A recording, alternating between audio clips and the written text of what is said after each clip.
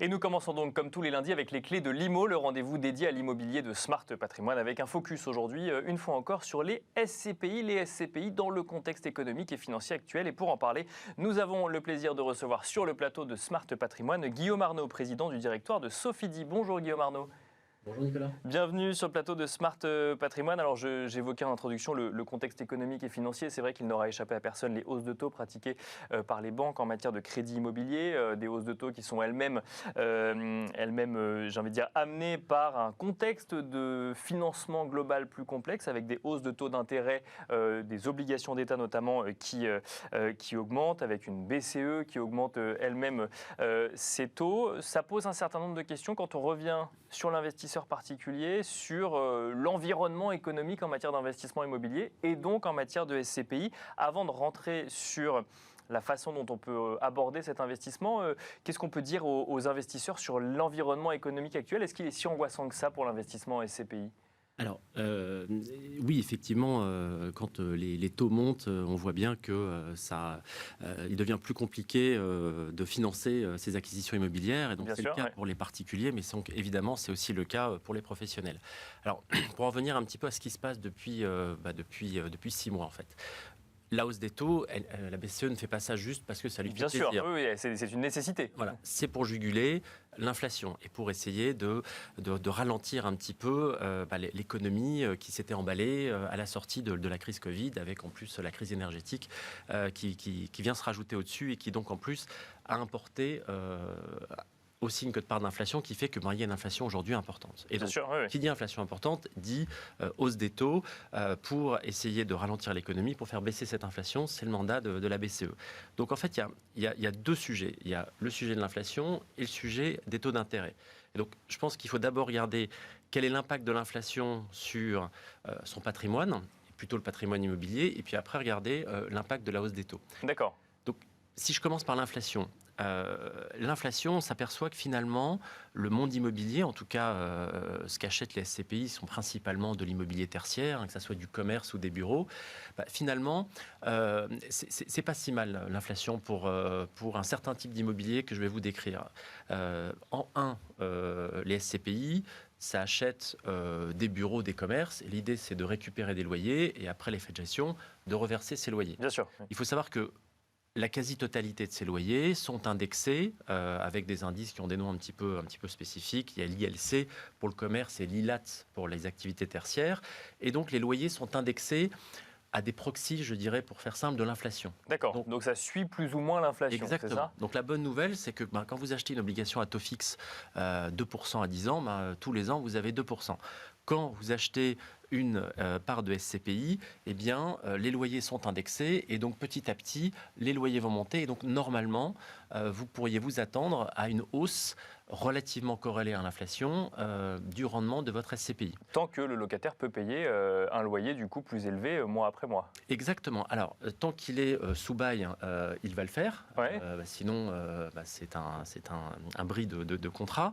En revanche, la vraie bonne question, c'est qu'est-ce qui se passe en fin de contrat? Parce que le locataire peut dire, écoutez, soit je pars, soit j'aimerais bien que vous me rebaissiez l'ensemble de ces hausses que vous m'avez passées pendant 9 ans. Bien sûr. Et on parle d'un ILC aujourd'hui autour de un peu plus de 4% annuel. Donc 4% pendant 9 ans, ça fait en gros une hausse de votre loyer d'un peu plus de 40%. Donc effectivement, la vraie question, c'est qu'est-ce qui se passe en fin de loyer? Et c'est là où vous apercevez que, on vous dit toujours l'immobilier, c'est l'emplacement. Ce qu'il faut, c'est si vous avez de l'immobilier qui est capable d'avoir ce pricing power, comme les actions, qui est capable de transmettre la hausse de l'immobilier, la hausse des loyers, eh bien oui, ça fonctionne. Alors, quel type d'immobilier fonctionne comme ça? Si vous achetez, par exemple, je prends l'exemple de la rue des Francs-Bourgeois, par exemple. Vous avez un nombre de boutiques rue des Francs-Bourgeois à Paris, oui. Exactement. Voilà. Prenons l'exemple d'une rue connue dans Paris, très commerçante. Mettons qu'il y a une cinquantaine d'emplacements où vous avez un immobilier de grande qualité, où beaucoup de marques de luxe souhaitent s'installer.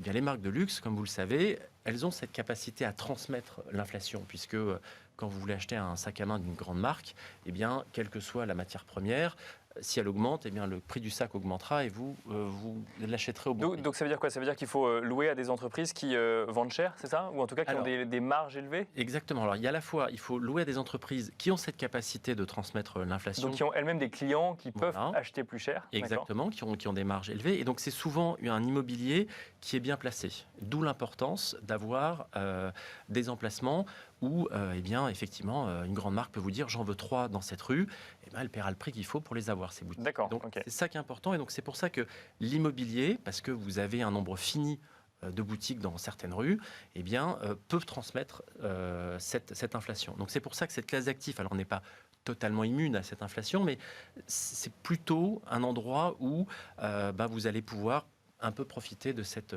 chose. Alors ça c'est pour le sujet inflation. Exactement. Et il y a l'autre sujet, c'est celui coût du financement. Donc là, c'est comment est-ce que l'opérateur de ma SCPI, par exemple, va pouvoir continuer à faire des acquisitions et comment est-ce que moi, je vais pouvoir investir en immobilier si jamais ça me coûte plus cher potentiellement de passer par un crédit pour investir en immobilier. Voilà, alors on va essayer de regarder les 2 points. Donc après, il faut regarder exactement plutôt l'entièreté du marché immobilier. En fait, qui achète de l'immobilier? Effectivement, les acteurs de la pierre papier, ça représente aujourd'hui environ près de 130 milliards d'euros quand même en France, donc c'est quand même un acteur important. Vous avez aussi des marchands de biens, vous avez des gros institutionnels, des assureurs, vous avez évidemment des particuliers. Et donc, tous ces gens j'ai envie de dire, utilisent le crédit de manière très différente. Les institutionnels, les assureurs, ils n'ont pas besoin de crédit, ils sont là pour déployer leur argent et vous assurer un rendement sur l'actif général. Et donc, ils achètent sans crédit. Donc, que les taux montent ou pas, ils vont avoir d'autres sujets sur leur portefeuille obligataire. D'accord, je comprends. Mais sur l'immobilier, ce n'est pas un sujet. Sur la plupart des SCPI gérés en père de famille avec peu de levier, ce qui est le cas chez nous, chez Sofidy, notre levier, pour vous donner des ordres de grandeur, c'est de l'ordre de entre 13 et 19%. Selon dans nos principales SCPI qui s'appellent Immorente, FIMO. Donc vous voyez 13 ou 19%, c'est absolument pas un sujet. Ce sont principalement des dettes en plus à taux fixe, des dettes amortissables. Et donc, pour nous, en fait, parfois on s'endettait parce qu'il y avait cette chance de pouvoir avoir... Parce que l'argent coûtait pas cher. Coûtait pas cher, mais aujourd'hui, s'il coûte plus cher, on va acheter cash l'immobilier. Et quand vous dites entre 13 et 19%, c'est la norme du marché ou là c'est spécifique à chaque SCPI, pour le coup, à chaque opérateur de SCPI? C'est plutôt assez faible et on peut avoir des opérateurs qui montent jusqu'à quasiment 40%. Voilà, ce qui est plus... voilà. Donc, on va bientôt arriver du coup sur cette question de comment bien analyser sa SCPI. J'imagine que ça va rentrer en compte. Ça fait partie des sujets, on y reviendra. Donc j'ai envie de dire, pour nous, acteurs de la pierre papier qui n'ont pas trop de levier, ou les institutionnels, c'est pas un sujet. Ça l'est plus, par exemple, pour d'autres mains, comme les marchands de biens ou comme certains particuliers qui s'endettent beaucoup. Et là, effectivement, ces acteurs vont disparaître, ou en tout cas vont moins acheter. Et donc ça peut donner une pression un peu baissière sur les marchés immobiliers. Mais je veux quand même rassurer les gens, les gros acteurs sont là et les gros acteurs achètent de l'immobilier sans levier. Guillaume Arnaud, si on se place du point de vue de l'épargnant et que on veut aujourd'hui investir en SCPI, ou alors on est déjà investi en SCPI et on se demande un petit peu ce qu'il faut regarder, parce que moi, par exemple, j'ai noté que les taux de distribution sont toujours sur les 6 premiers mois de l'année, selon les chiffres publiés par l'ASPIM et l'IEIF, sont globalement conformes aux attentes et plutôt élogieux pour les SCPI. Est-ce qu'il faut regarder que ça quand on veut investir en SCPI dans un contexte un peu plus incertain en matière économique? Je suis très content que vous me posiez la question, parce qu'effectivement, ce qui est assez frappant dans le monde des SCPI, c'est que tout le monde ne regarde qu'une chose, c'est effectivement le taux de distribution. Mais c'est un peu comme si, quand vous achetiez des actions en bourse, la seule chose que vous regardiez, c'est le dividende. Le dividende, d'accord. C'est une information, mais c'est très parcellaire. Et donc, et c'est d'autant plus vrai en temps un peu stressé en ce moment, c'est bien de regarder ce que vous allez toucher tous les mois, mais regardez ce qu'il y a à l'intérieur de votre produit. Et la bonne nouvelle, c'est qu'on est tous des sociétés réglementées, donc il y a une information qui est assez abondante sur qu'est-ce que vous avez dans votre SCPI. Nous avons des bulletins trimestriels, nous avons un rapport annuel, et vous avez un certain nombre d'informations qui me semblent aussi importants, voire quasiment plus que le Et alors, lesquels? Si je reprends votre analogie avec les actions, si on ne regarde pas le dividende, on regarde quoi? La valorisation. Donc on regarde la valorisation du parc immobilier de sa SCPI, Alors, on par peut exemple. regarder la valorisation, mais je pense qu'on parlait du financement. Je pense Ouais. qu'aujourd'hui, c'est une question totalement cruciale et c'est aussi la même chose sur les entreprises dans lesquelles vous investissez. C'est quel est le niveau de levier de votre SCPI? Comment sont structurés les financements? Est-ce que c'est des financements in fine où là, vous pouvez avoir des surprises au moment où vous allez refinancer votre financement in fine? Est-ce que vous avez encore Alors des dettes peut-être un petit mot sur ce que c'est qu'un financement in fine pour ceux qui ne savent pas. Oui. Alors, soit vous financez comme vous le faites quand vous achetez un appartement à Paris, Oui, une dette amortissable, ou en France, et là, vous avez une annuité constante sur 20 ans, 25 ans. Bien sûr. Soit, en fait, vous vous endettez 100, mettons, vous avez un taux d'intérêt à 2%, et pendant 10 ans, vous ne remboursez que les 2%. Et à la fin, il faut rembourser l'intégralité. Il faut rembourser les 100. Donc, Et comment on fait? On vend l'immeuble dans ces cas-là? Soit on vend l'immeuble, et donc là, vous êtes vendeur un peu forcé, soit vous allez revoir votre banquier, vous lui dites, tiens, j'aimerais bien recommencer une dette in fine. Mais le banquier va vous dire, oui, mais ça c'était à 2%, c'était avant, maintenant c'est 4%. Et donc là, ça vous double votre coût de financement, et donc ça peut être un petit sujet. D'accord, donc vraiment regarder le levier ou l'endettement d'une entreprise et même la façon dont elle s'endette. Exactement. Alors, je suis désolé, c'est un petit peu compliqué, mais c'est pour ça qu'en fait, ces SCPI sont principalement vendus via des conseillers en gestion de patrimoine ou des banques. Et donc, si vous en achetez, n'hésitez pas à les solliciter sur ces points. Mais c'est très important, c'est le niveau de levier, la structure d'endettement, Bien sûr. et savoir si c'est du taux fixe ou du taux variable. Parce que le taux variable, en général, c'était un peu moins cher, on peut en faire un petit peu. Mais aujourd'hui, l'Euribor est quand même passé, donc qui est souvent la base du calcul du taux variable, Bien sûr, oui. d'un taux négatif à 2%. Et donc, oui, ça vous fait un coût de financement qui a énormément augmenté. Donc, premier point, attention à ça.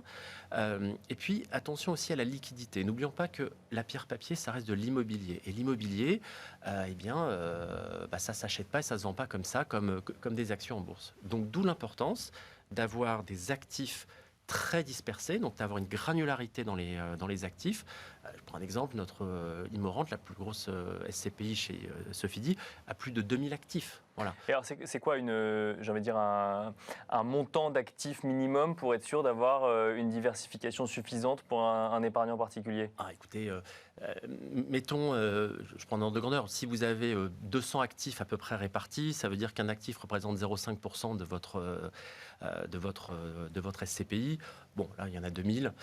Évidemment, ils n'ont pas tous la même taille, donc ça dépend. Mais voilà, ce qu'il faut, c'est que vos 100 premiers actifs ne représentent pas 50%. Représente, on va dire, moins de 50% de votre SCPI. Et surtout, comme c'est des petits actifs, vous avez plus d'acheteurs que si c'est des gros actifs, où là, c'est plus difficile de les vendre. Et on finira là-dessus. Donc, si je comprends bien, diversification et surtout structure d'endettement et structure de levier d'une SCPI. Donc, ça nécessite de se poser un petit peu dessus, mais ça peut donner un certain nombre d'informations sur la solidité de celle-ci. Merci beaucoup, Guillaume Arnaud. Je rappelle que vous êtes président du directoire de Sofidy. Merci à vous également de nous avoir suivis. On se retrouve tout de suite dans Enjeu Patrimoine.